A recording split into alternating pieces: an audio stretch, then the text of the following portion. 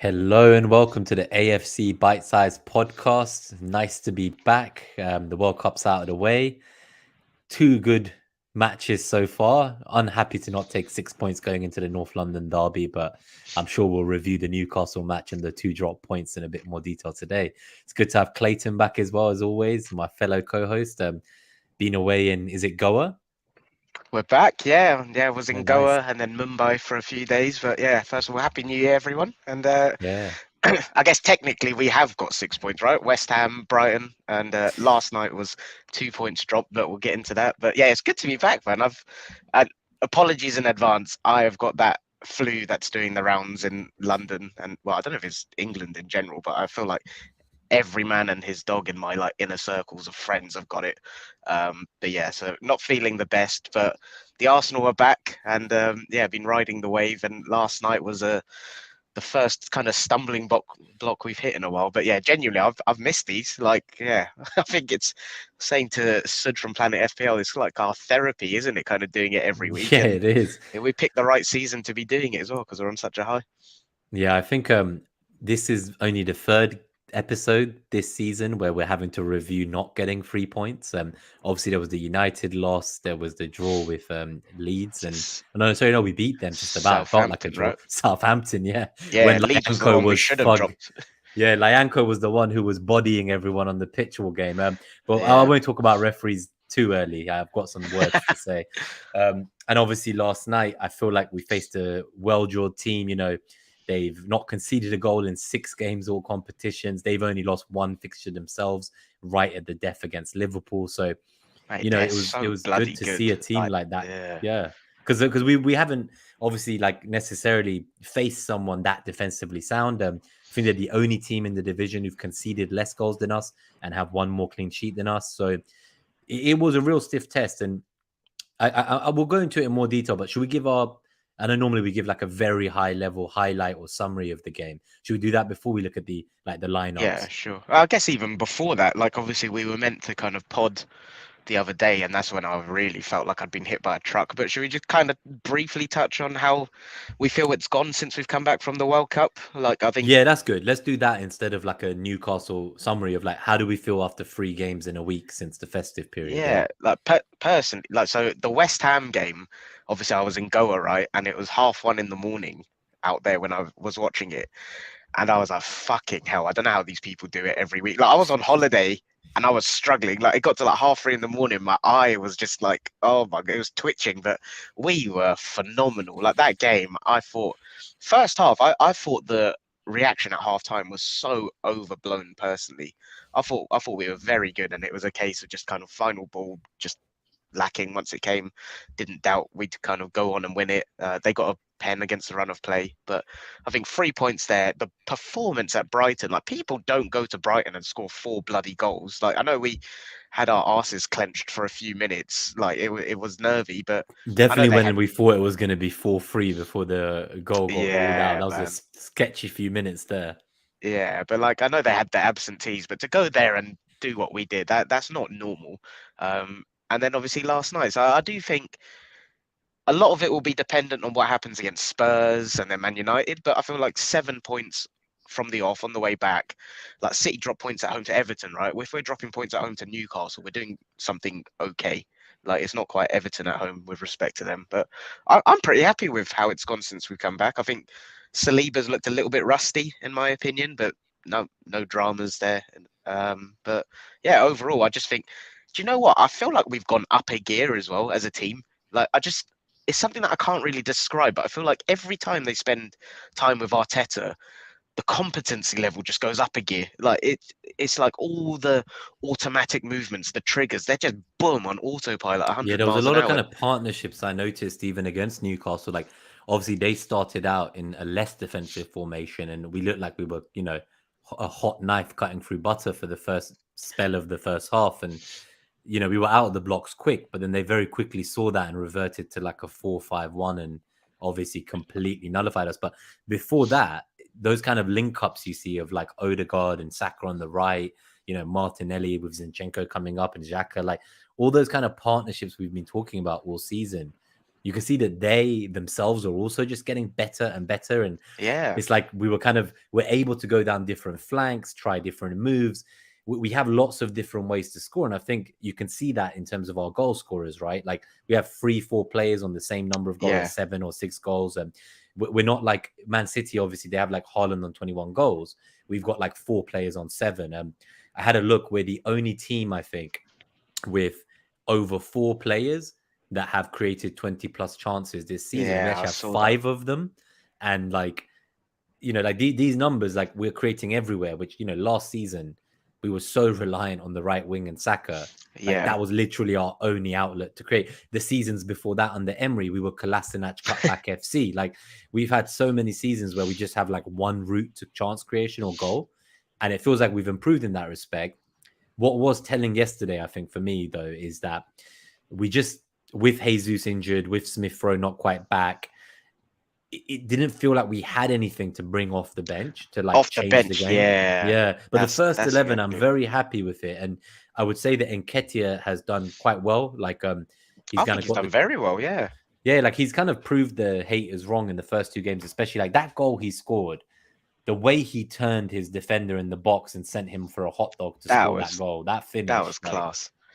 And even and last night, he was unlucky. Like it was a good save from Pope. I know it wasn't really in the corner, but on his left foot, I think like he got a good connection on it. I think he's doing well, and I think his all-round play. This is what we've been saying. Last season wasn't a purple patch.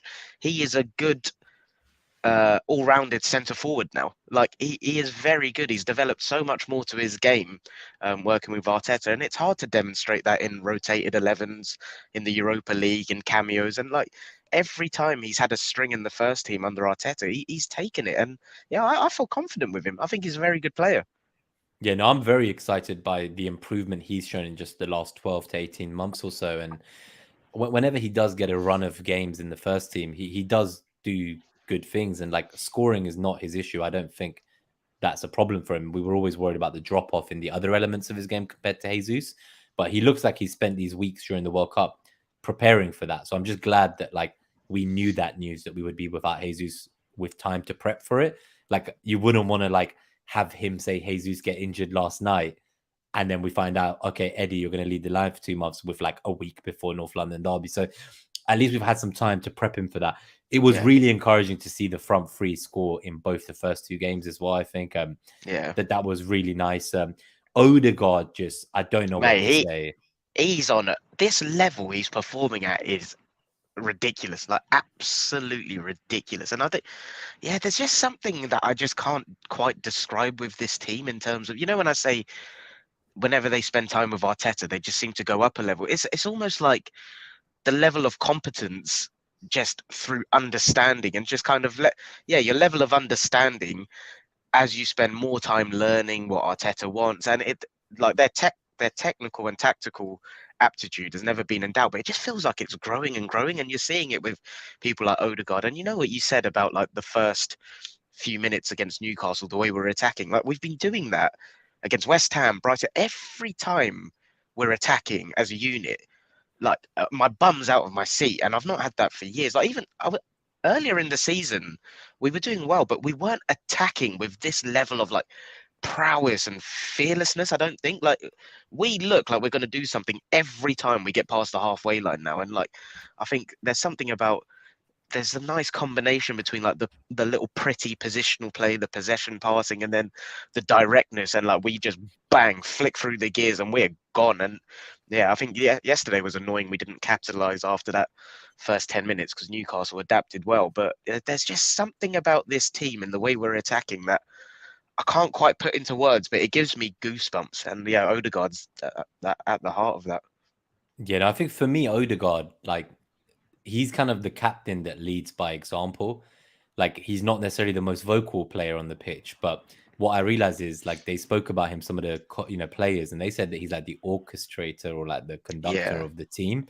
And I think yesterday there was a few moments, even the commentary mentioned it, and he was basically just like running up and down in between like the centre back and the fullback while we were just trying to figure out how do we get past this block. But what you noticed was that bit by bit he was moving the player away from Saka. So Saka would be on the wing, and Odegaard spent most of the game, from what I could see, just off the ball, basically moving and running back and forth, just to create that one moment where Saka could be given a pass, he could get isolated, completely free, and from the left, from like Zinchenko would ping in. And then I saw Xhaka was doing the same on the left wing to unlock Martinelli. And I was like, the way they move, and it's like they all know where they're going to be. Like that Odegaard assist, I think that deserves a mention before talking about Newcastle.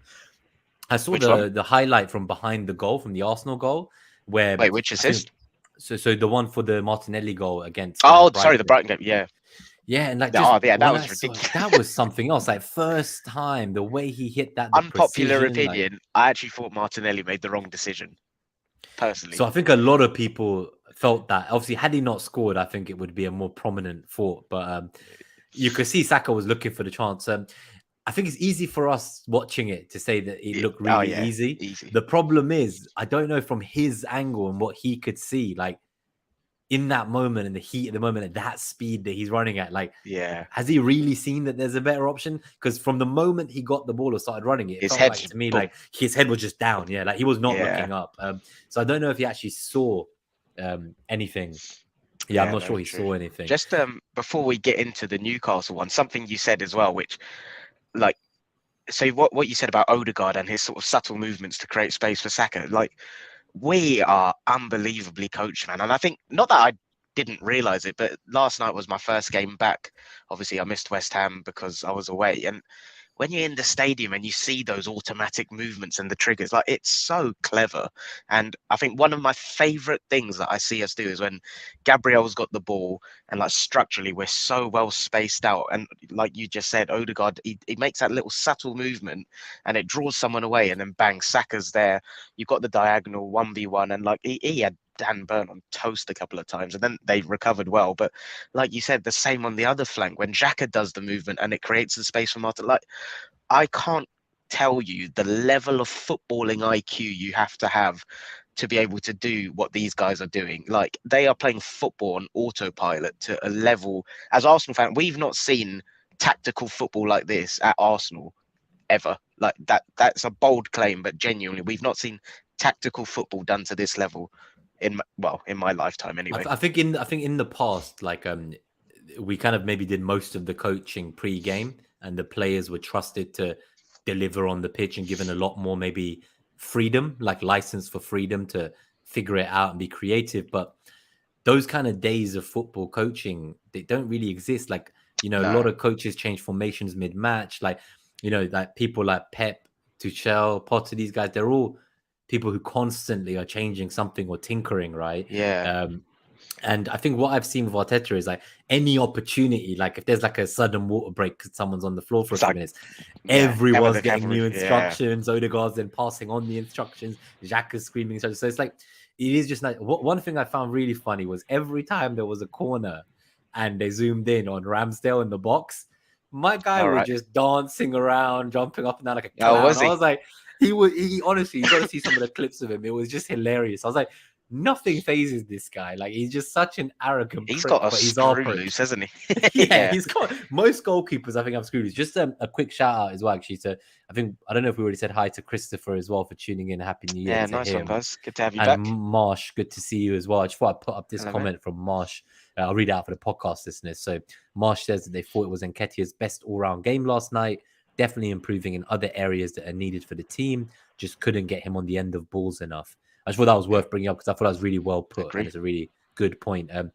Some of the stuff he does, like, I didn't know he had in his locker, and I think he's going to take this opportunity. No, you did, man. You did. You saw it. Like, I had faith in him. I had faith in him, but not the goal scoring. I always believed in his goal scoring, but it's just like, I didn't think he could, like, play the Jesus role as good as Jesus. And for the first 2 games, he was doing it last year. Like, genuinely, last season, that stretch of, like, I don't know how many games he played, like 7, 8, 9. He was doing that because obviously back then we had bloody Lacazette, and that's all he could bloody do, and he wasn't even doing that well sometimes. But Nketiah came in and did that and more. So yeah, I think we all just forgot more than anything. That was all. I think he's not played much first team football, right? So it's like we've not had much to see, like, in the first team. every age range he's broken every record, right? Like he's England's top like youth team scorer, and like I he's always not struggled with scoring. And I think 2 years ago I would have thought of him as a fox in the box, like more of a yeah, poacher. But yeah, I can me see too. now that he has so much more developed to his game, and I think that's the beauty of him working with Arteta for so long. Like we've got to remember he's been here since the start of Arteta's reign, and Arteta's kept a close eye on him. And on that note, then, so last night, I guess if we go to our summary of last night, I think the first two Yeah. games, obviously, we're very happy with those. I think just one thing to say, because we didn't get a chance at the time, but we won't bore people on it because I'm sure they've already kind of digested the information, was when the camera changed and like I saw Wenger in the stadium for the first time since he left. Yeah, that was. I just I like get. felt I my got a little tear in heartstring. my eye. Yeah. Yeah. Honestly, I was like, oh my God, he's back. And then when we were losing, I was like, oh my God, no, please, no. Like he said he didn't want to come back because he didn't want to be a distraction. And now we're losing. And I was like, the narratives are going to come back, I know. same old soft Arsenal. But the way we kind of turned that game around, I Yeah, was very impressed. And I think Moyes said afterwards that their goal and their lead kind of flattered them and that like they didn't yeah, really have a it did. chance. No, that So was yeah, I nice think seeing that him was back, and it was nice seeing the whole crowd chanting his name. Obviously, it was a shame how it ended with him, and it got a bit sour towards the end. But I think that will all be forgotten, and he'll be remembered for the good, and rightly so. yeah. So I was just so happy to see him, honestly, because I think he suffered for every brick that was Is laid in he a that glory stadium. hunter turning up when we're back top of the league? Maybe you could see the Yeah. case. There was some other controversy that maybe he wanted to come and take some positive PR because he'd been taking a bit of a PR hit Yeah. during the World Wait, Cup. let's not get into that. That's a can Yeah, of worms we don't need. yeah. Obviously, everyone hates FIFA, and like whoever works there is hated too. We've seen what Infantino comes out with all the time, so hopefully Yeah. Wenger's like a bastion of goodness trying to change FIFA from the inside. Yeah. That's what I'm going to Let's believe. just move on.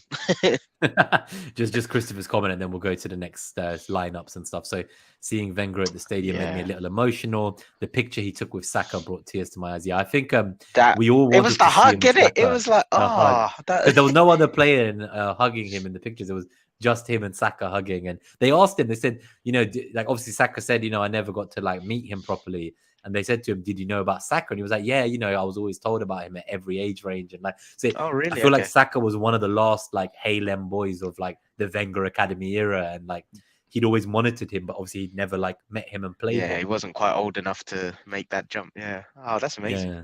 So that was really nice to see that moment unfold. Cool. Let's go to so the lineup against Newcastle. Obviously, Yeah. second game with Zinchenko back at left back, so we've seen him come straight back in now. How We had bloody good is he? Like just yeah, passing through he the is line. He honestly is ridiculous. he is so good. And I think something else as well is like Ben White. These 3 games, I thought he's been phenomenal. He's been phenomenal. Yeah. He's been honestly phenomenal, and I think that's like the reason he's been subbed. I think is obviously to protect him. I think in the last game it was maybe 3-0 at the time he got subbed when both fullbacks got subbed. We needed Yeah. minutes in Tierney and Tomiyasu. That made sense. Obviously, subbing 2 fullbacks can lead to moments like it did where Yeah. the I game did gets a bit find that cagey. weird at the time. Like, yes, to be honest, we're not discussing the Brighton game. Yeah, But, we won't talk too yeah. much about it, but it's just Yeah. so I feel like he obviously like I don't think White's been getting subbed off these last 2 games by any fault of his own. I think he just No. needs rest. Everyone looks knackered. And if you look at all I the other thought he teams was in the Prem, blowing last night to like a yeah, few minutes before he got taken off. So I yeah, think Eddie I can looked like he definitely was see. about to collapse at the end. Like the guy's Yeah. not played 90 minutes of football for years, and he's just Well, done like 3 weeks back to back. and we'll see in one of the slides coming up, like the out of possession territories of control and stuff. Like he is putting in a shift in Ketia. So yeah, we'll touch on that. But in terms of the actual lineup and like standout performers and stuff, Party, like flipping hell, man. This guy, he's a one-man midfield at times, but his level of like he's got everything. Like the way he could just break up an attack single-handedly and then start an attack single-handedly. His level of passing and distribution is absolutely crazy. And yeah, I think yesterday, I know we're gonna do like general summaries and stuff in a bit. Yesterday, I thought we started really, really well, and like yeah, you know what I was saying about that when we're going wave after attack, I just feel like it's inevitable. For credit to Newcastle because they were defensively sound, and as soon as they sussed out something, like they went and switched it up. And then I know the time wasting people are annoyed at, but I'm one of those people that was crying out for, especially under the Wenger years, we needed to play dirty like that, and we never did. And I think when you're like, without sounding arrogant, like they were coming to the best team in the league, right? You have to do stuff like that to kind of get by. And I think that's how you kind of slow it down. Anytime we felt like we were gaining momentum, it was like bang, they kind of sat on the floor. And don't get me Yeah, wrong, like like I in the think it was stadium. Zinchenko. I think I saw Zinchenko standing there for like 2 minutes to take a throw in as we were starting to build momentum, for example. Like it just Yeah. kept reoccurring over and over again. Don't get me wrong. Like I'm saying now, I can understand it. And in the stadium, I was not rational. I was saying every name under the sun. Like I think I was spitting everywhere. Like, but not intentionally. I wasn't spitting at people. But yeah, like so I can understand what they were doing, and I think it's something that you just have to say if you're going to come to the best team in the league. That's how you have to do it sometimes. But they didn't just get a point by kind of shithousing their way. I thought they were defensively unbelievably drilled. They made it so hard for us. And one of my annoyances last night was annoyance is the wrong word. I didn't think Xhaka had his best game. I thought he was phenomenal in the last 20 minutes, but I thought there were cases because Zinchenko yesterday was finding unbelievable positions and kind of slicing through the lines like so easily. And Xhaka was getting in perfect positions, and it was just that ability taking the ball on like the half turn and the first pass out to Martinelli, like the switch, they do that lateral pass from Xhaka through to Odegaard quite often. He was like under or over hitting that quite often, and I think he was getting in Yeah, the I right. noticed a few moments where like I think Odegaard took a shot, but like the ball arrived like behind him, so then like he couldn't get the correct shot off. And then there was one where Xhaka, like the ball came into the box and his foot must have been a millimeter from netting it into the goal. Yeah, Like I remember he was that right one. at the penalty spot and he lunged out. And I don't know, like it kind of looked like his back foot got stuck on the floor, like it didn't move. Yeah, He kind of like lunged out with the other foot, the right foot, the front foot, but he couldn't reach it.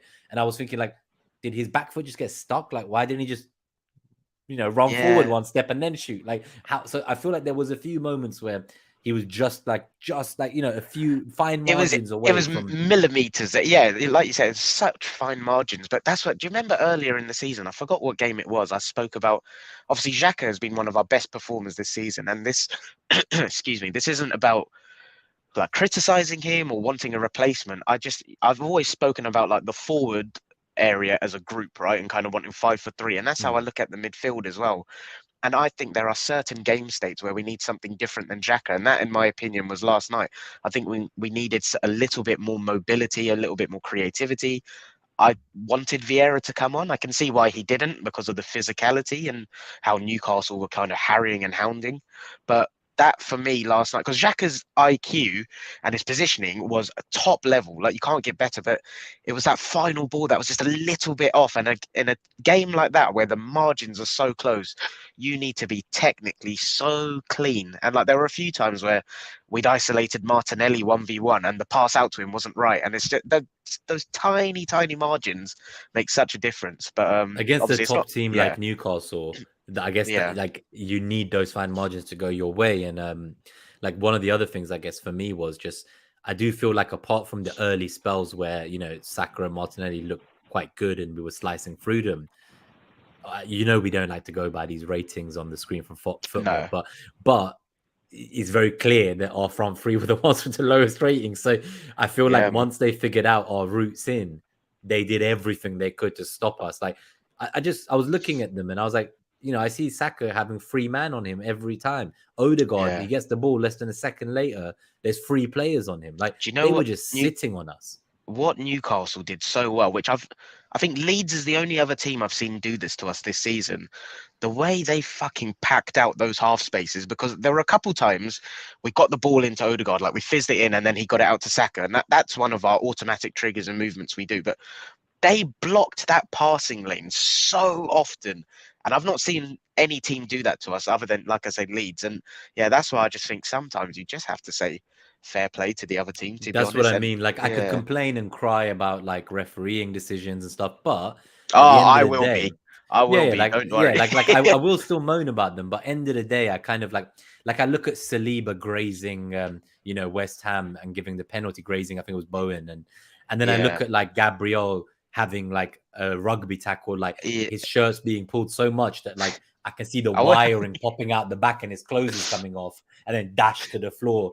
I see like a 6'7", 15 stone Dan Burn fucking Chinese burning Saka's arm like that and just pulling him back. And I'm like, what is going? I saw, I think it was Eddie. I saw him getting strangled from behind around his neck in the Oh, box really? and thrown over. Like, To be and I fair, look at this stuff. I've not watched the highlights. I only looked at the 2 isolated penalty incidents. The two penalty, the handball and the Gabriel throw to the floor in the 6 minutes. And again, like I look at those and I think, okay, that's unfortunate.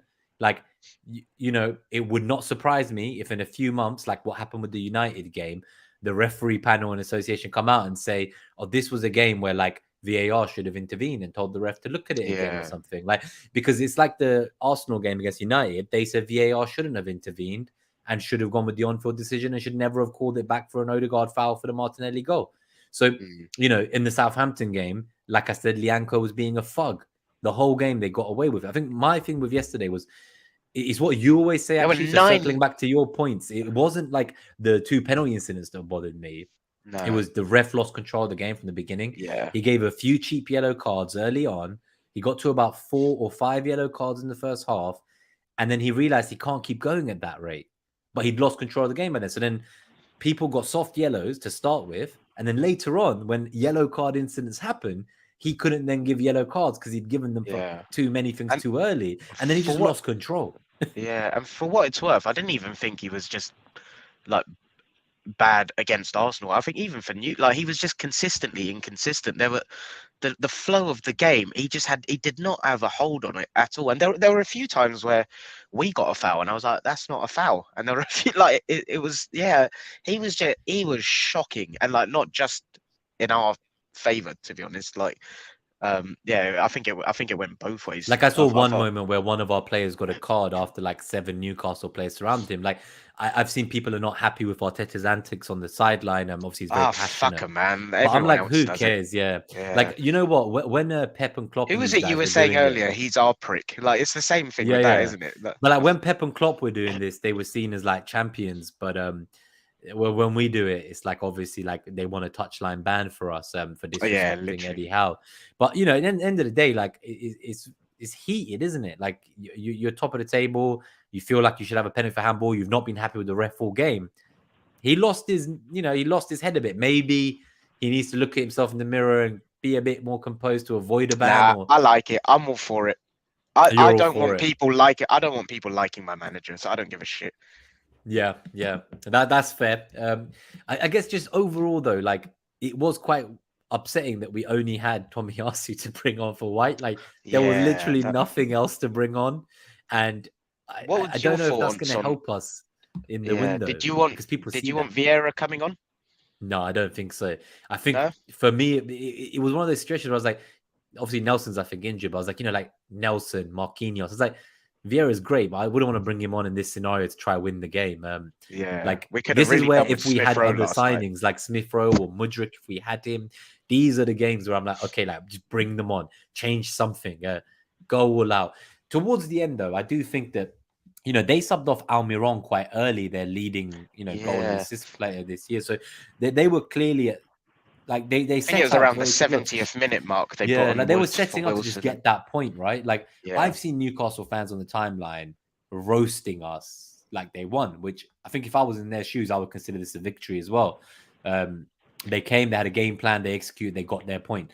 So I see that, but like the way they're celebrating the draw should tell us how much opposition players respect the team more now. Like they are scared of us. For what it's worth, I'm not scared of us. I'm not going to shit on them for celebrating because what they have done is phenomenal. And like I do think, you're right. It is a sign of respect on how good we are, and like we're the league leaders for a reason, right? Like in my opinion, I said this. Was it what episode was it where I got cooked in the chat and I was like, no, we have been the best team in the league. Like I stand by that. And I think there was someone in the chat who was like, you're deluded or something. Yeah, like we have been the best team in this league in my opinion, and like I think Newcastle celebrating a draw. Like I've got no problems with that. If that was us kind of going to Prime City or Pool, we would be doing that, and especially a performance like that. But what I mean is like Newcastle, fair enough, because they got the points and they did well. But mate, I've had United fans come and telling me that like because we're now 9 points ahead, not 11, that they're going to compete for a title challenge from 9 points behind. I'm like, I tried to explain to them that they don't score enough goals, and they're like, I was like, look, I understand Ten Hag's doing well. Let's do that after we play them, because you're gonna get too many sound bites. No, but that's what I mean. So I said to them, like, I can understand they're happy. Obviously, Ten Hag's done well. So I was like, guys, like these 3 games since the restart, like they're against the teams that have like let in the most goals this season. Like Bournemouth have let in like 40 goals. I get you score 3 goals, but like your goal difference only just turned positive a week ago. Like there's 8 teams that have scored more. So like I was like, I linked this back to Arteta now, going back to Arsenal. I was like, look, Arteta said to us he wants that 90 to 100 goal season, and we thought he was crazy. But right now we're on 40 goals. And we're not even halfway. We're on course. Yeah. I think what we'll do, obviously, we'll start going through the next few things. There's one topic I want to bring up. Well, not topic, one player, as we were still on the lineup, was Saliba. I think we should probably have a little chat, just see where we're at on that. And then I saw Chris posted, and like, don't bring it up now, but he posted a question about Mudryk. So what I was thinking, I've started it so we can come. So we can do that in the Q&A. And then also, I know you kind of touched on options off the bench. Maybe we can cover that in the Q&A in terms of what we think we need depth-wise and stuff. But yeah, Saliba, any thoughts? So in my opinion, it's just post-World Cup rustiness. He's young, no dramas, but I think it goes back to feet. I think it goes back to what Wenger always said, right? He's like, I can play a 28-year-old centre-back, but like they won't learn anything new.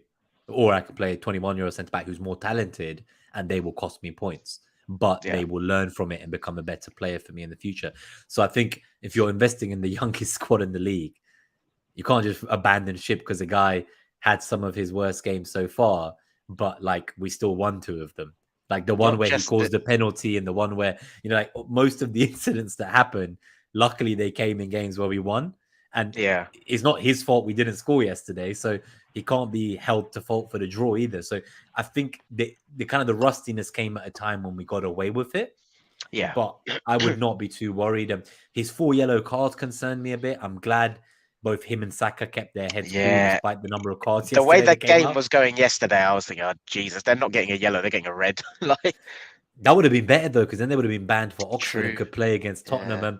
So we got to hopefully get them through the Spurs game as well without a yellow, because otherwise they'll be banned for the United game. But that's the one thing that concerns me. And I don't think Arteta can do something like bench Saliba, play White at centre-back and put Tomiyasu right back just to protect Saliba from a yellow ahead of the United game. I think yesterday showed he played his best team regardless of the overhanging risk of these cards. For me, the Saliba thing, I think it comes down to something that Pep said actually about his players. He said that the likes of Haaland and others who hadn't played during the World Cup break, they were in a worse state physically than the ones who went and played through most of the tournament because they stayed match fit. So he was actually saying people who got to the finals, like they are in a better shape. Like, Varane came back from the final and started for United straight away. Like, so I feel like with Saliba, it's the situation where he's gone away. He's just finding his groove again. Days. Yeah, exactly. And on top of that, we don't know how it mentally impacted him losing the World Cup final for his team on the bench. I get he wasn't playing, but like that's going to impact you still. So I think he just needs some time to come back home where he's loved and realizes he's the number 1 man. He's important to a potential title challenge or, whatever else we might do this season. I think he'll be fine. Obviously, we've added his 1-year option to extend the contract. We've done the same with Saka now. I think out of the 3, Martinelli, Saliba, and Saka, Saliba's the one that worries me the most about getting a contract extension, just because I don't feel he's obviously a Haylem boy. He's not. I know Martinelli isn't either, but like these guys, the European giants will be circling, right? Yeah. That's what worries me a little bit about Saliba. But hopefully we can continue, showing him the love from the fans and show him that this is home and make him excited to be part of this project and want to win things with us. So overall, though, I'm not worried about him at all. I think he just needs to get back into his groove. He needed some minutes in his legs and he'll be fine. Young centre-backs, just to go back to what I was saying about Wenger, they're going to cost you points. Luckily, his mistakes haven't cost us points yet. So you couldn't ask more. Like, I'd rather they learn from the mistakes and we don't even lose points. Yeah, no, you've nailed that. Only one more thing to add is what you said about he's playing not only in the youngest team in the league, but one of the most aggressive teams in the league, right? Didn't you say like we've got the highest defensive line in the league? Yeah, so our whole defense comes down to, are Saliba and Gabriel capable on their own to basically operate the vertical line of the entire half of the pitch? They need to get from the halfway line back to their own box every time someone pings a ball over us for a counter attack. And we are playing such an aggressive style that like we are super reliant on them. Like there are very few centre backs doing that at that age, let alone at all. Like I don't see many centre backs playing that level of high line and doing it well. No. Yeah, no, I agree with everything you said. Should we whiz through the rest? Yeah, I think this section we can spend a short amount of time on the data and then go to the questions and window and strengthening. Overall, it's interesting to see that on the Markar stats model for the podcast listeners, it actually has Newcastle at a 1.19 xG to our 0.73. Yeah, we've lost our beloved FB refs stats bomb data, right? So that's true. Yeah, to be honest, I need to do some homework on what's the most accurate model out there now. But that's the thing. I think it was always stats bomb, and now it's no longer free. I do think a lot of Newcastle's was inflated by that. Was it Joe Linton's header? That header where he should have definitely got it on target. He should have scored. Like we fucking got lucky there. Bloody hell! On the far post, he had that free header. I forgot what whenabouts in the game that was. I think it was like. I think it's that massive spike before half time where it just goes from like their XG goes from like 0.1 all the way up to like nearly 1. Is that nearly an entire XG jump in its own? And then there was another moment just after halftime, which you can see the next jump happens. But after like the 50th minute, it's a flat line for their cumulative XG. That they subbed off Almiron, as we said, like they just wanted to get their point. Jesus, that flat line is crazy. Equally, you can see we didn't really do much. Like just kind of slowly go up a few times. Our expected threat was more, so it was 1.65 to their 1.36.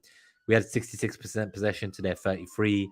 Field tilt 61% in their final third versus 38% of them in our final third. Defensive line height was way more reserved than it's been all season, 44. Theirs was 42, so there was a big midfield battle. They packed all the half spaces to stop us getting in, as you say.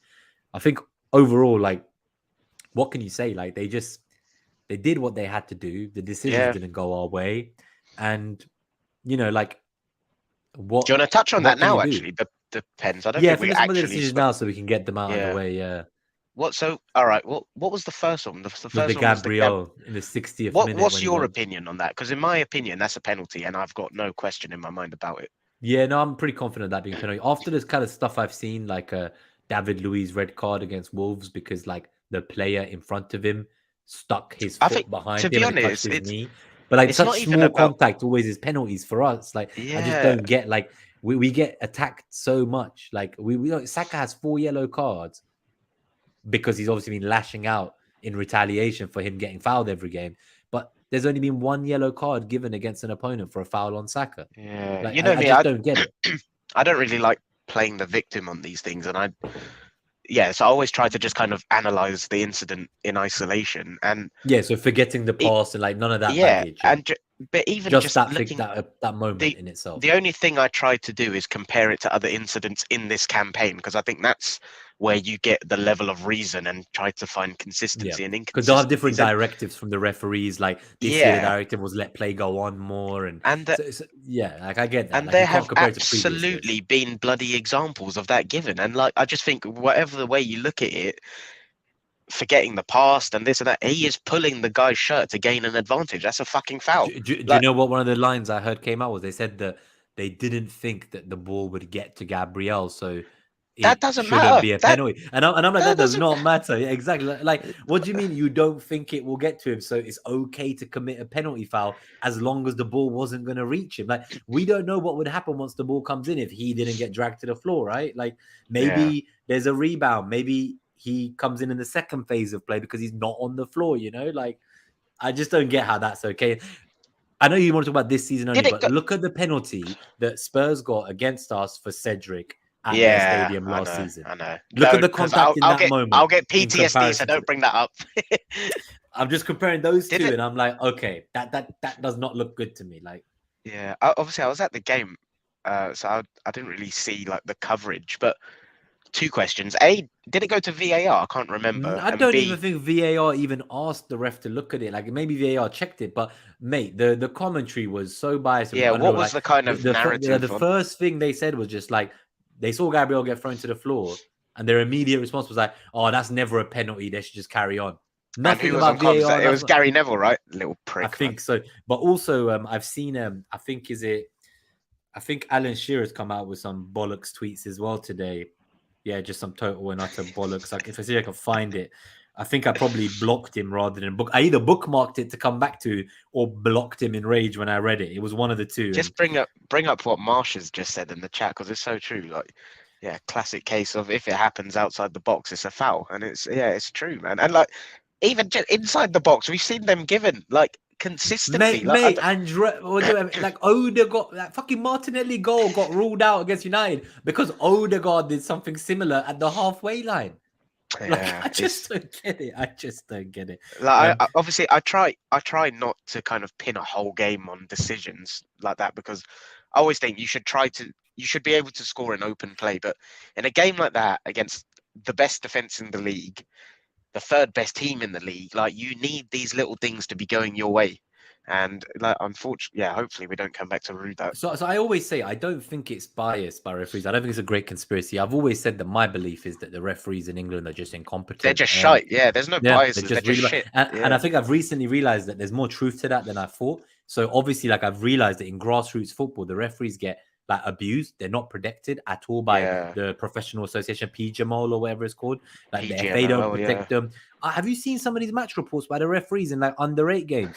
Like, I was guilty of that, come on the pitch and like rip their head off. Like I was a little shit when I used to play, so I'm not going to comment. but like even like Sunday league stuff, people are like, oh, you know, like they started like taking the piss out of my glasses. They started calling me like 4-eyed specky. One of them took my glasses. I'll send you a match report. And they were like, they took my glasses and ran off. Then I had to go get my glasses back from the player to carry on. No, and like, so they don't really entice you to want that as a career, right? Yeah, that's what I mean. So they drop out. You end up with the same old shit referees all in the job. And it becomes like a mafia cartel, and they protect each other. One thing that I think is quite good is Howard Webb has come back, right? And he's now head of the association. And it sounds like I don't know if that is good or not. He was so embedded in United's pocket. I know. But some of the stuff he said, I can only judge him on what he said now rather than what he did before. And what he said now is he wants to like have like referees like talk about why they made decisions in the press after and like be more accountable. So I was like, okay, like he's actually like bringing referees into the spotlight. Trying to be a bit more forward thinking, yeah.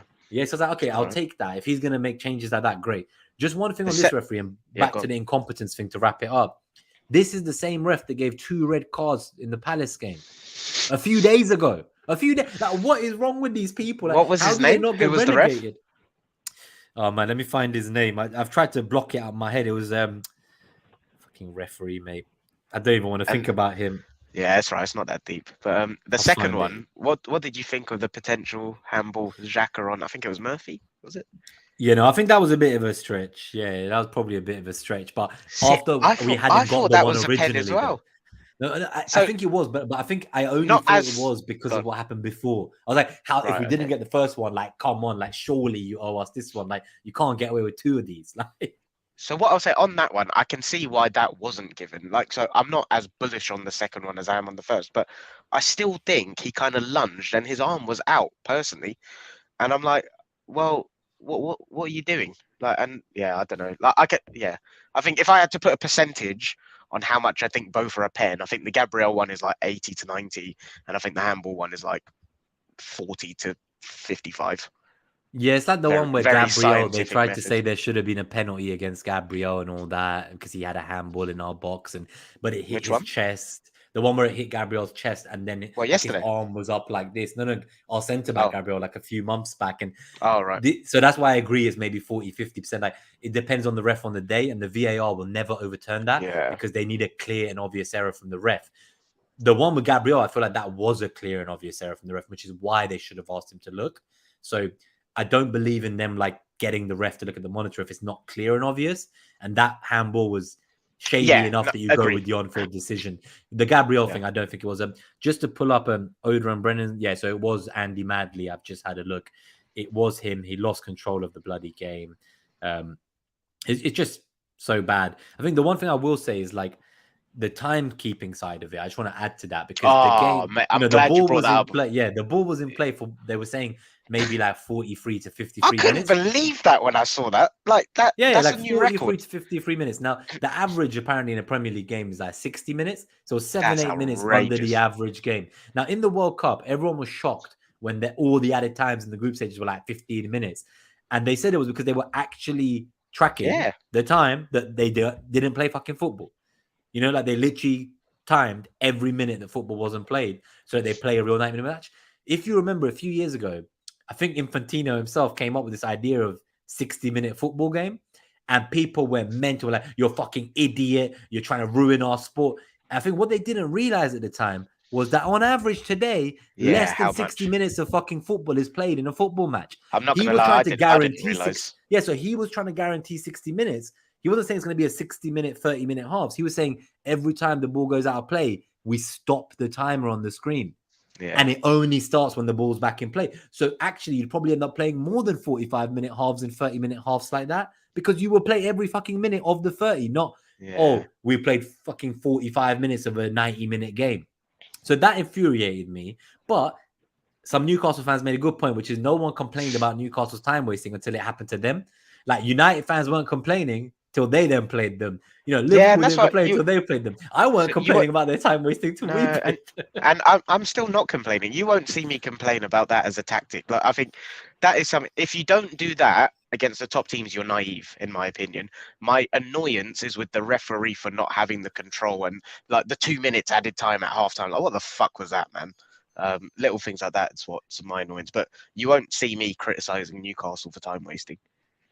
I think one thing I will say, just to wrap that up, is so what I think we need, right, in the referees to fix it up going forwards for this league, we need independent timekeepers for one after yesterday, because Arteta spent 10 minutes telling them like he wants double digits on the board and they put up 5 minutes, 7 minutes total in the whole game. I think, how about like VAR officials that are not like referees, they're independent specialist VAR officials? You know, like people I feel like who this actually is another VAR. Pod. Look, yeah, because that could, maybe we do that in a special in an international break, but like, I just don't get how like a referee who had a shocking performance, say on Wednesday, is then in the VAR box on Saturday. Like, I just don't get it. I think there should be mics on the VAR operators. I think there should be mics on the referee when he's, you know, like we've seen that Australian clip of the referee talking to the VAR and you can hear what they're discussing. Hear their dialogue.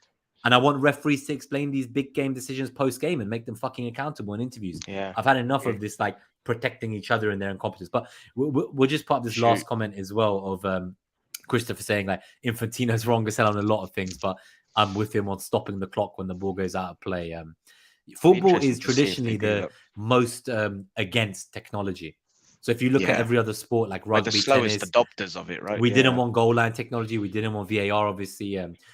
We're generally against any kind of technology. We're like, it should just play as it. Also, I feel like these more aggressive styles of football, like the Route 1 or the more kind of physical game, the referees in the UK, that's like where English football began. Yeah. And I think like they consider they connect smart. with it. They like a bit of people getting knocked around a bit. So, you know, it's obviously like that's one of the reasons I didn't want Vieira to come on, because I was worried what they do to him, maybe break his bloody leg. Okay, let's look at the passing networks, and then we'll go through a couple last stuff from Mark Statspot on Twitter before we get to the Q&A. And do drop any questions you have in the chat, guys. Yeah, I think we can whiz through these, to be fair. I think, structure was more or less the same as usual. I think we were really, like, you can tell what we were trying to do was kind of create that overload on the left-hand side and keep Saka isolated with Dan Burn, right? And it's kind of illustrated in the passing networks there. You can see Zinchenko, Xhaka, who's the other one? Was it Nketiah that was dropping quite deep? Martinelli was slightly You can see that left wing.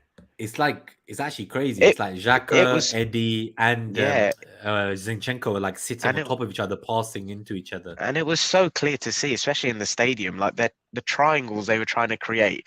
And they're just trying to slowly shift Newcastle's structure over, because where they were structurally just so on point and filling out those half spaces, blocking the passing lane laterally to Odegaard and then Saka, that's the only thing we could really do, right, to get through them. And I think it was clever what we were trying to do, but it was just nullified really well. But there were the odd times where it worked, right? We created that overload.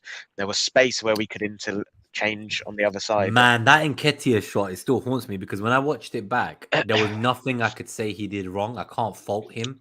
Like, just needed to be slightly more in the corner, right? But that's nitpicking. But that's the thing. Like, Nick Pope has, like, he's currently holding the joint record for most clean sheets in a row for Newcastle in their history. Like, these guys have been playing great defensively. They've conceded less goals than us. They're the only team who have more clean sheets, as I said at the start, and conceded it was always going to be tough. And I think it's as much as I'm frustrated about the referee stuff that we've put to bed now, I think for me, I also question, like, did Arteta not sub on any attackers as a sign of intent to Edu and the board? Because it's almost like he wants to show that, like, what do you want me to do? Like, I'm not going to sub on players who can't win the game. I don't think it was a sign of intent. I think he just didn't have anyone that could come on and change the game. I think the only one he could have was Vieira, but physically he would have got eaten alive yesterday. So yeah, just quickly on this one, actually, just looking at Newcastle's passing network, like you can see everything we've been saying about how they packed out the half spaces, right? Look at it illustrated there. Like they just look at that. Look at their right. Yeah, look at their like right center where we had 4 players that we were just. But saying, they just like, vacated the middle, like, and no they just completely passed. Yeah, so fair play to him. Really well drilled. You know, they showed why they are where they are in the league, and I wish them luck. Just hopefully no longer at our expense. Territories of control. Yeah, oh damn, I can see what you mean about out of possession where Nketiah is. Mate, he was doing a lot of work. I've not actually looked at.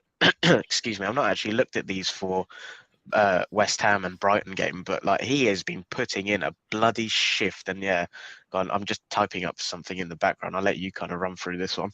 Yes, I think for the podcast listeners, we're at the 50-minute timestamp. If you want to see these visuals, they're always really exciting. It kind of shows Arsenal out of possession and in possession in terms of territories of control from Mark Statspot on Twitter. But essentially, like, what I find a little bit interesting here that we've not seen most of the season is that it's actually Gabriel Magalhaes who's the like sweeper at the back this game. Yeah, and Saliba's there like protecting White a bit more, so he's kind of gone a bit more to the right. Whereas in the more recent games, it kind of looked like Gabriel was like playing left back to allow Zinchenko to go forward. In this game, it looks like we just left the entire left back zone vacant. Like, it's a choice. I think at this stage we can say there's a reason we concede most of our chances and have the least territory of control in our left back zone, because we don't play with a left back almost. Something I saw is quite interesting is apparently like the way City play in attack, especially, is they have like the 2 centre backs and they then have one of the full backs and one central midfielder as like the 4. Whereas with Arsenal under Arteta, is more so that actually it's kind of like the 2 centre backs and we bring in 2 central midfielders who come back a bit. But like Xhaka will come back because Zinchenko's gone forward, and it'll be like Xhaka, Partey, Saliba, and Gabriel. So those are the 4. And then the fullbacks, like we've seen White was overlapping more. In the in-possession territory, you can see that both White and Zinchenko are playing quite high up with their wingers trying to offer them options. But with this Newcastle team, they just closed out all our lanes into the box from the wingers, you say. Like, they had so many people just there waiting. I think Gabriel played quite high up the pitch himself in this game in the in-possession section. I thought he was fantastic, but I think he's been very good for a while now, Gabriel. I was going to say, since the restart, I think, like, you know, we were talking about how great Saliba was before the restart, and for everything that we said about Gabriel and like the constructive criticism about certain aspects of his game, he's been a true warrior and probably our best centre-back this side of the break, I would say, for these 3 games. But even his ball progression has been very good, and I think that's probably the next slide, actually. I think that, so his ball progression is insane. Like, it's always up there, though, isn't it? It's like he's always up there, aesthetically, on the eye, he doesn't look the cleanest, but statistically, he's always up there. So yeah, on this one, it obviously shows a progression via pass on the horizontal axes and progression via carries. And you can see Gabriel, look at Zinchenko as well for like progression via pass. Yeah, so he's got 8 for progression via pass, and he's got 1.5 for progression via carry. The only players who had more progression via carry were Gabriel Magalhaes at 2 and Saka at just under 2.5. So you've got like Zinchenko with the best progression via pass with 8, and he's also like 3rd best for via carry. So it's like he's just like he's dominating. He is so important to everything we do. Like in that first phase of building up and like the rotations between him and Xhaka, that kind of zone that he and Xhaka occupy is so important to how we build up play. And like Gabriel's important to that as well, because he kind of, he kind of fills out, he goes a little bit wider, he creates the space and stuff like that. But I think yesterday, what Zinchenko and Xhaka were doing was so clever. Like when we were really struggling, they were finding space between the lines with ease, and the way they were kind of slicing through was, it was really clever. It was just a shame that we couldn't kind of capitalize on it when Xhaka got the ball, really. I think in terms of their players, it's just worth noting like Trippier's progression via pass at 6, which is also very good. And I know Trippier's had a phenomenal season at Newcastle back in the Premier League, and he's just been unbelievable in terms of chance creation generally for the club. So fair play to him. I'm trying to see anyone else who stands out.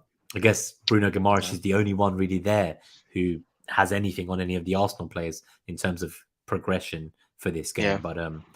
Yeah. But I think not much more to say. I guess just Saka obviously via carries as expected. He is up there at 2.5 as like the best by far in the game. One of my favorite things to watch. Sorry, just one of my favorite things to watch is when we eventually get Saka isolated 1v1, him taking on a fullback, like that gives me wet dreams. Like it's one of the best things to watch it because you know how like Arjen Robben had that predictability about him. Like you kind of know what Saka's gonna do, but you can't stop him. You can't stop. Yeah, Robben would always like put it on his left foot and then just pop it in, right? Like if you let him get the ball to his left foot. Saka will take the ball. Like he's fucking strong, and he'll kind of pivot in. He'll turn on you. Yeah, what I've noticed is he just like almost stops time. Like he stands still, waiting for the rest of the attack to arrive. So you think, okay, he only had one man on him. He stood still. Now he's got 2-3 players on him. So now he's, screwed. And then out of nowhere, he just turns on this burst. And next thing you know, he's like cut in at the byline in the box and he's trying to cross it in. And you're like, how did he get past them all? Like, it's like he's just playing the game at his own speed. Yeah. Yeah, he's scary, man. But yeah, should we go into some of these? Yeah, let's do. I think one thing I just want to say on Saka is I feel like since he came back from the World Cup, and I think I saw a few people say this at the club, he's come back with like his chest out more, like he's got a little bit more of a confidence. And I think he had a great tournament. He was England's best player.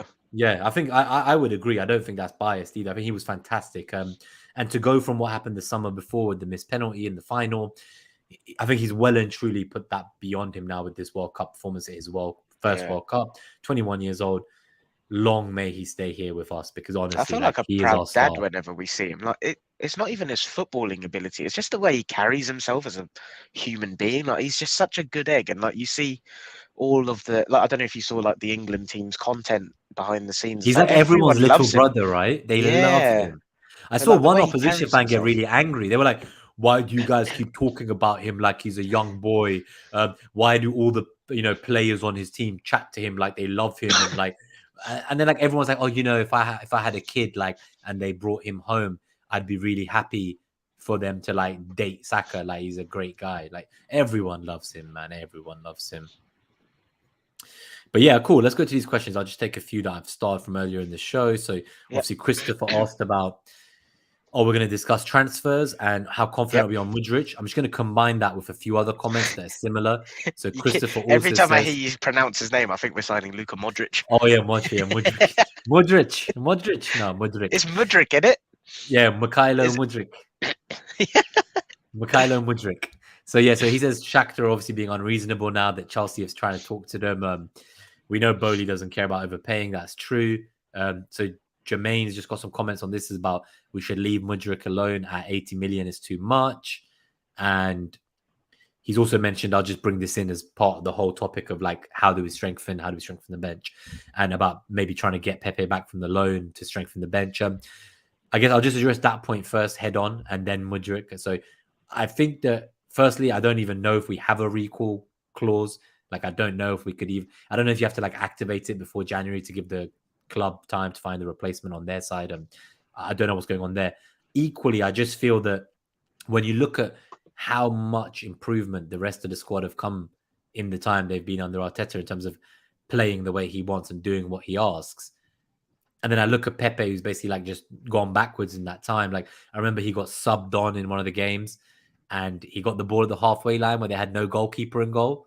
And he just, I don't know what he did, but he did the wrong thing. Yeah, I remember that. And so there's a few moments where I'm like, even as a game changer off the bench, when you just need that pace at the end, just to maybe get you over the line, he wasn't really even offering that towards the end. Now, I like him. He got like 27 goals for Arsenal, some big games in the cup to get to the cup final. Things were going all right. I just think that he isn't an Arteta signing. And even then, Emery wanted Zaha. And I just think that, the person who brought him here, Raul, got sacked. There was definitely some money laundering going on there or some corruption. A lot happened. And I just feel like his time at Arsenal is done. Like with the way the rest of the squad listen to the manager and they're so well coached and do everything he wants and they can deliver it and improve week on week. I just never saw that from him. But I do get the point that we need some strength. We need some depth. Like we just talked about how we had nothing in that game, right? Yeah. So I don't know if you saw the other day. I think this was my first clanger in a while. I saw someone tweeted. It was something similar to this, like about bringing Pepe back on a 6-month loan, and I agreed with it.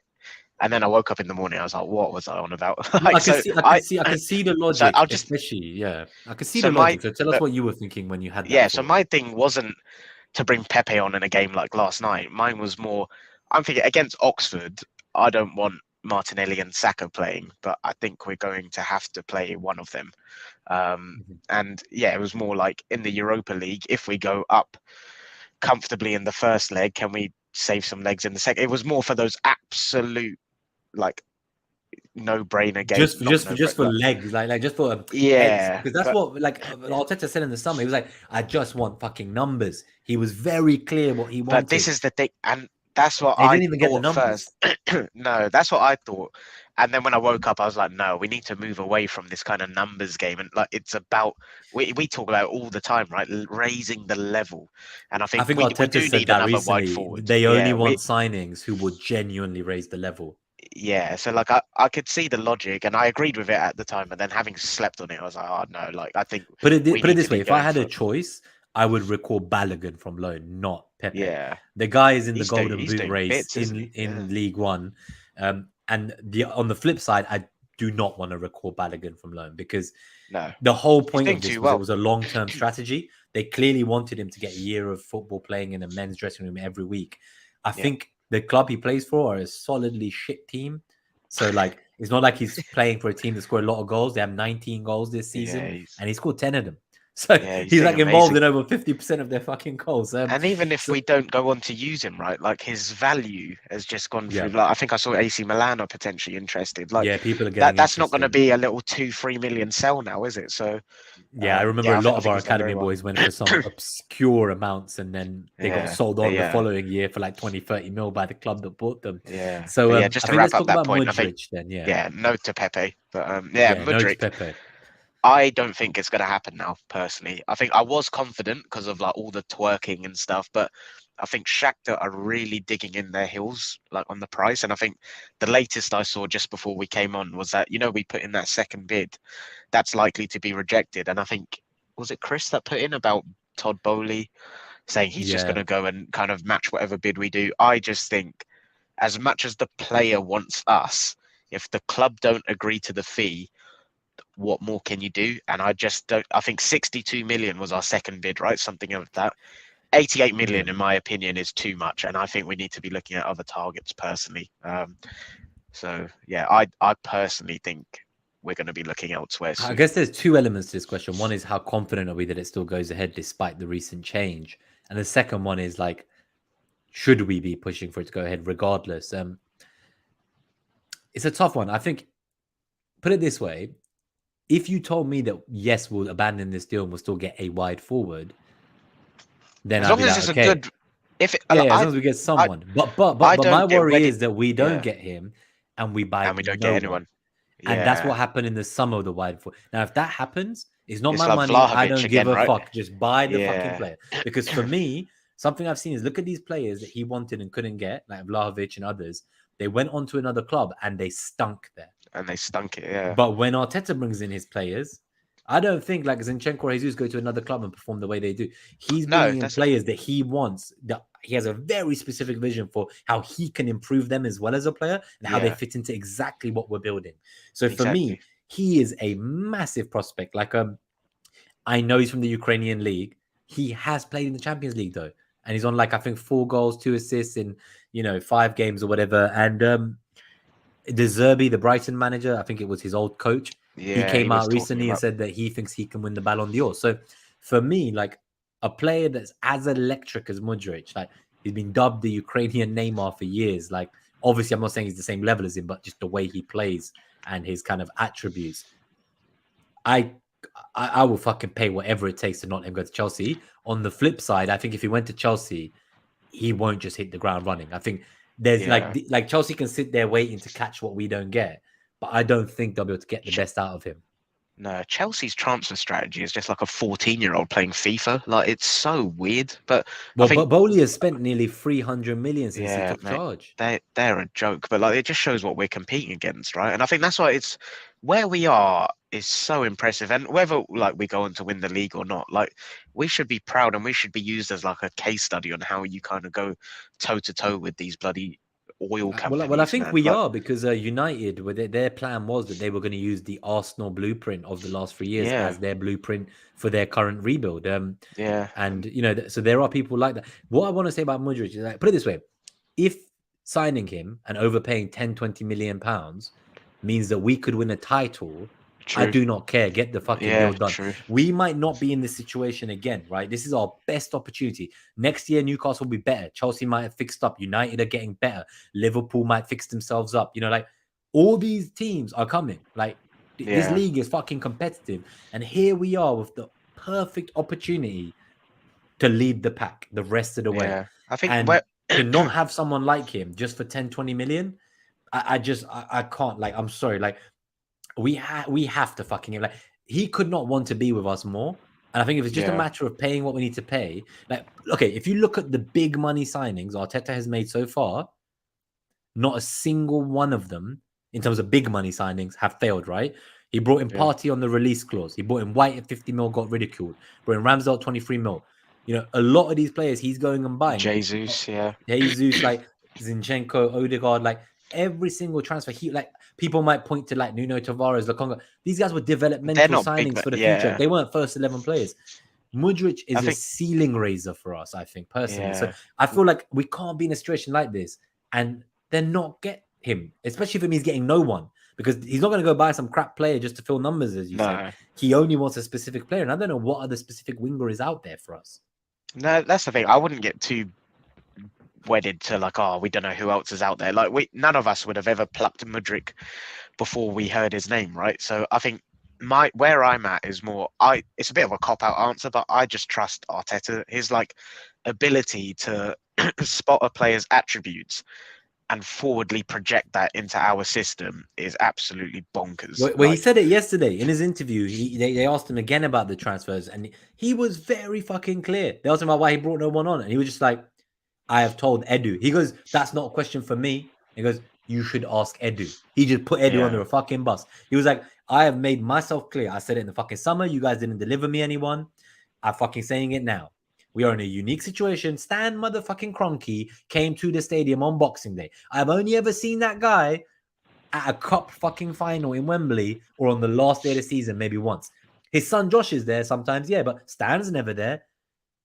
What the fuck was Stan doing there with Wenger and Edu and everyone? And like, what was the point in getting to this stage? And then, you know what? We only wanted top 4 at the start of the season.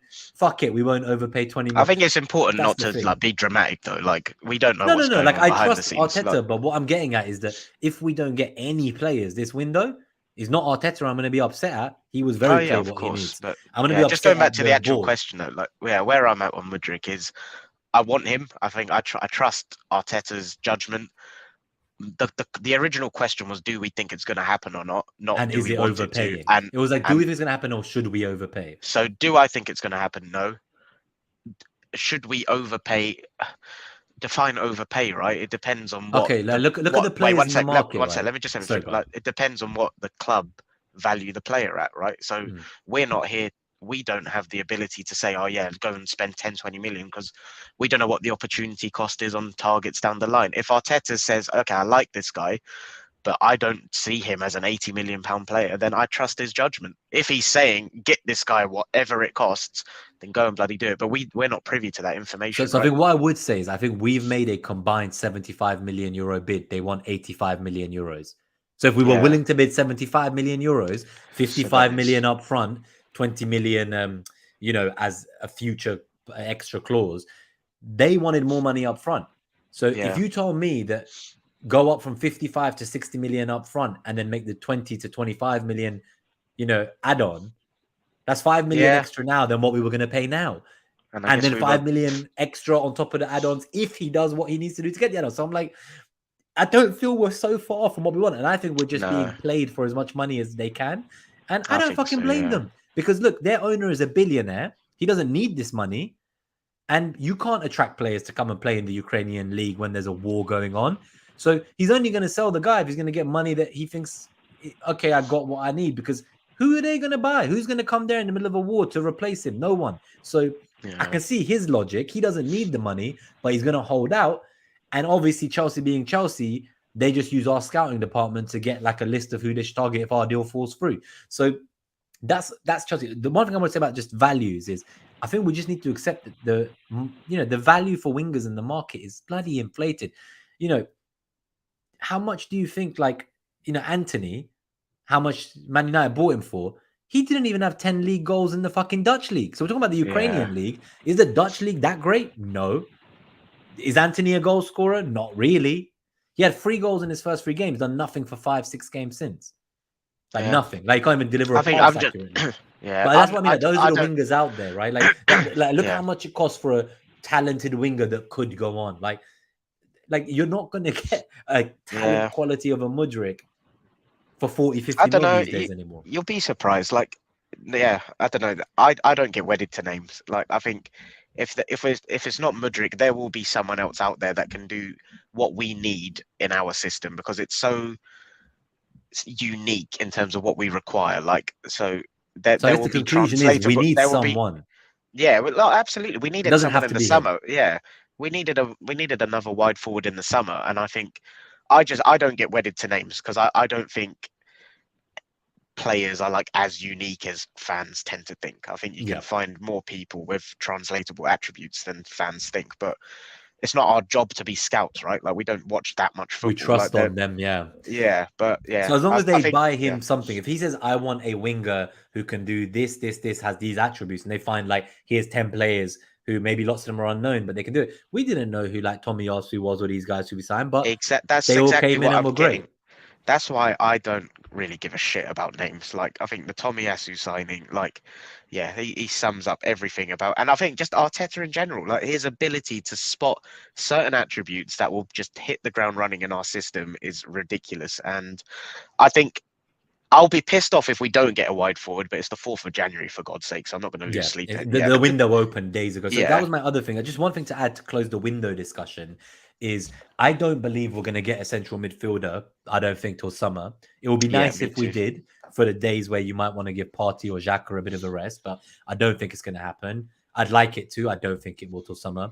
The other position, I know left-sided centre-back, left foot. Yeah. There's the Ndicka guy. Yeah. So that's I like he's going to be a free agent as well. So that would be nice. So he's very highly rated. I've seen him a handful of times. He looks good. He can play that kind of inverted left-back role.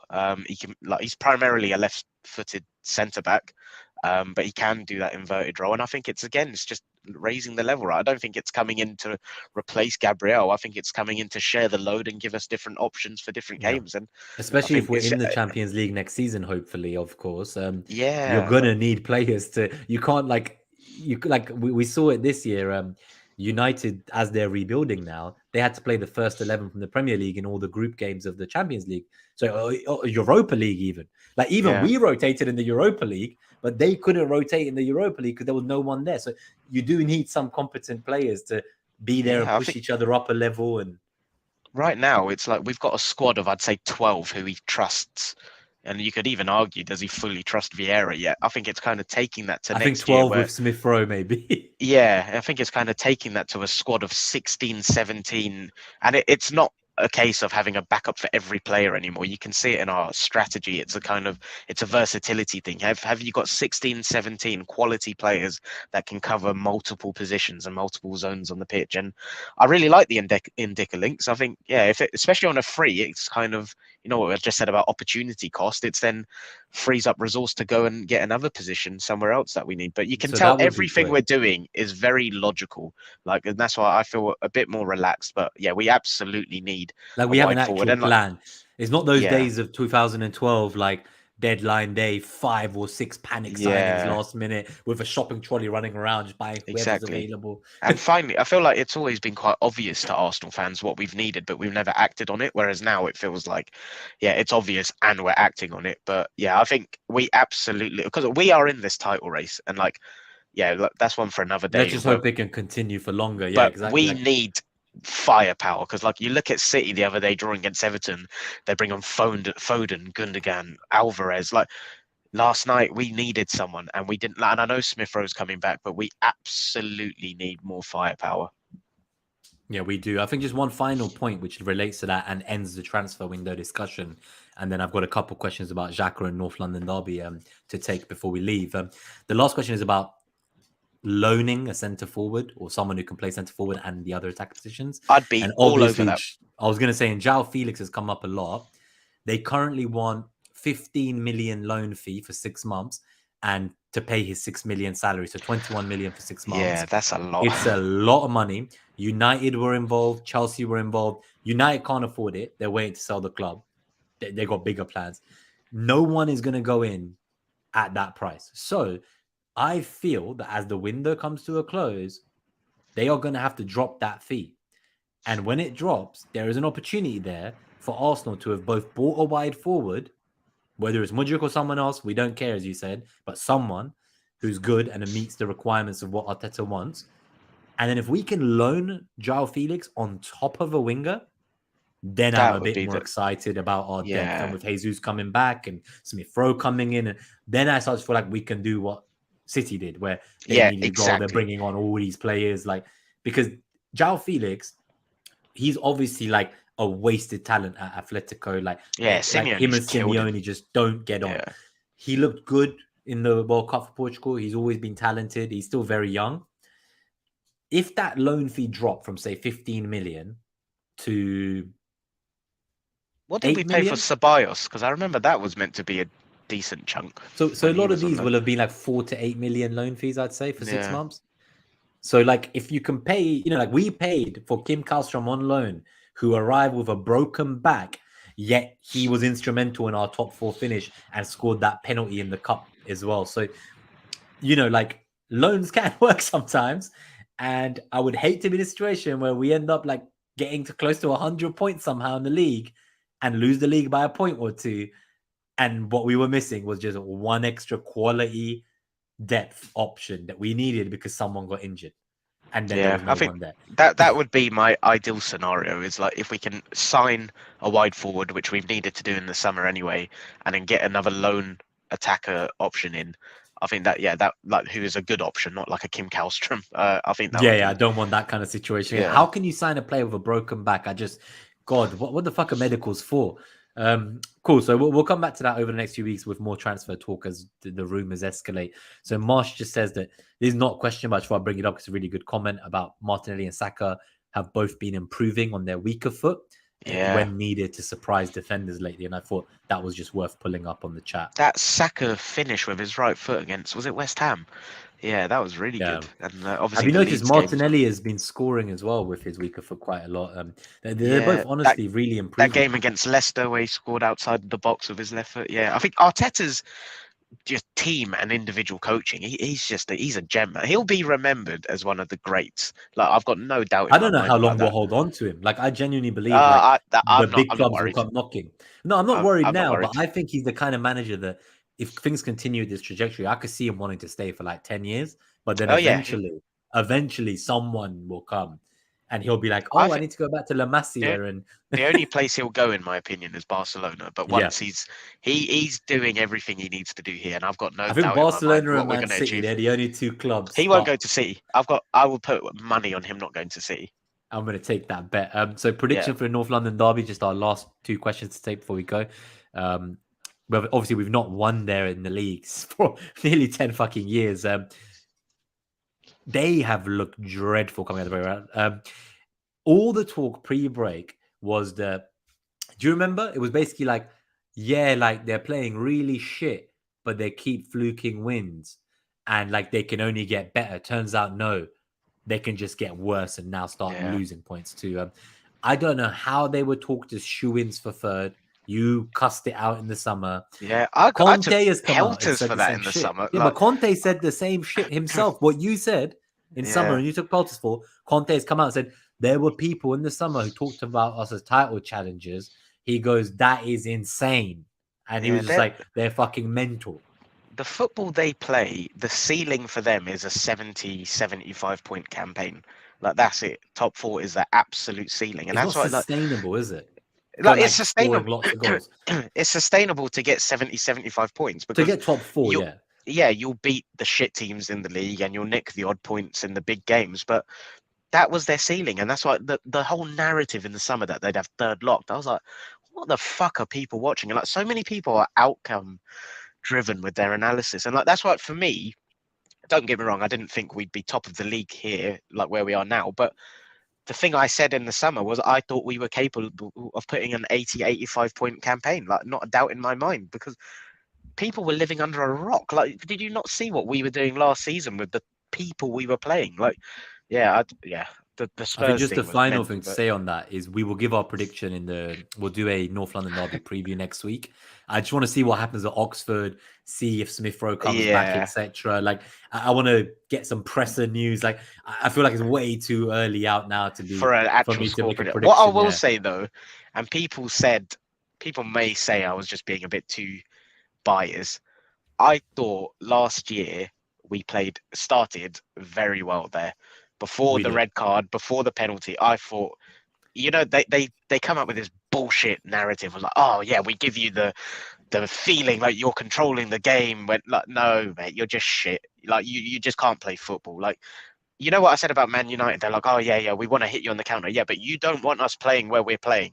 Like, you and don't it want was us the in your same last season. third. Like, yeah. Yeah, and I think Tottenham fans, because they don't know how to watch a team that play football, they sell themselves these shitty little narratives. Oh no, you should look for hashtag Conte out. I think they agree with you now. A lot of them. No, but what I'm saying is, like, I know a lot of them are like, oh yeah, you had the ball, but if we play like we started last season, and certain decisions don't go our way, let's see. Like you said, we'll do it in the preview pod.